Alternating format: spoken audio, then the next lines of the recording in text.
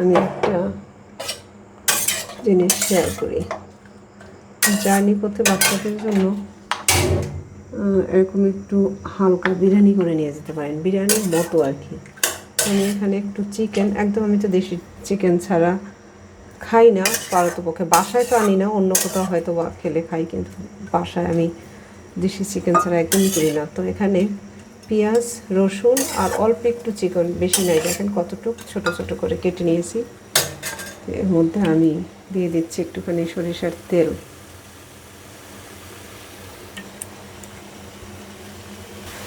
দিয়ে দিচ্ছি সামুদ্রিক লবণ, ধনে জিরার গুঁড়ো,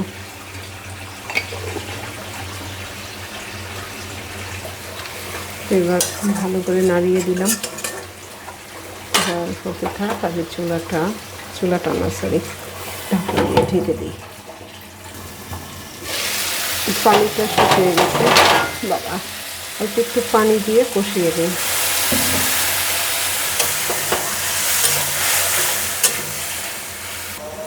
আদা দিয়ে দিচ্ছি, একটু মরিচের গুঁড়া দিয়ে দিই,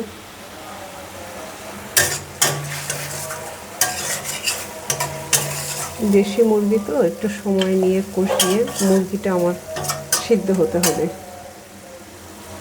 এবার মাংসটা কষালাম বেশ খানিকটা, কিন্তু সিদ্ধ কিন্তু হয়নি, পুরো মাংসটা ভালো করে সিদ্ধ করে নিতে হবে। এই জন্য আমি পানি দিয়ে দেবো। এখন আমি যেটা করব, শাহি গরম মশলা আমি অল্প একটু দিয়ে দিচ্ছি, কিন্তু বাকি অর্ধেক রান্নার শেষের দিকে দেব। আমি এবার বেশ খানিকটা পানি দিচ্ছি, কারণ মাংসটা সিদ্ধ হতে হবে। এটা ভালোভাবে সিদ্ধ হয়ে গেলে, দেশি মুরগি তো সিদ্ধ হতে কিন্তু একটু সময় লাগবে বা একটু পানিও লাগবে, তো এটা পুরোপুরি সিদ্ধ হয়ে যাবে।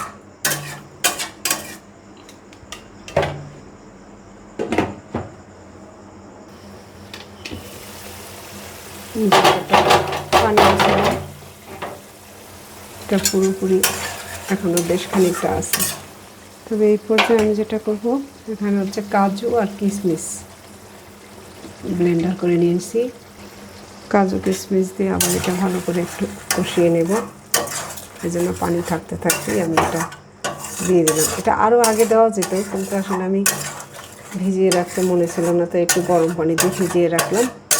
তারপরে কাজু আর কিশমিশটা একসাথে ব্লেন্ড করে এবার এটা সহ একটু ভালো করে আবার কষিয়ে নিই। মাংসটা একদম লেগে গেছে, চুলাটা বন্ধ করে দিলাম, শুরু করে দিয়ে এক কাজে যাই তখন এরকম হয়। যাই হোক, আমি এবার এই যে চাল ধুয়ে রেখেছিলাম, চালটা দিয়ে দিলাম। এটা পোলাওর চাল। এবার একটু চালটা দিয়ে আমি এটা ভাজবো। মাংসটা তুলে নিলেও পারেন, আমি আর তুললাম না। এবার পানি দেওয়া, আমি 2 কাপ চাল দিয়েছি, 4 কাপ পানি দেব।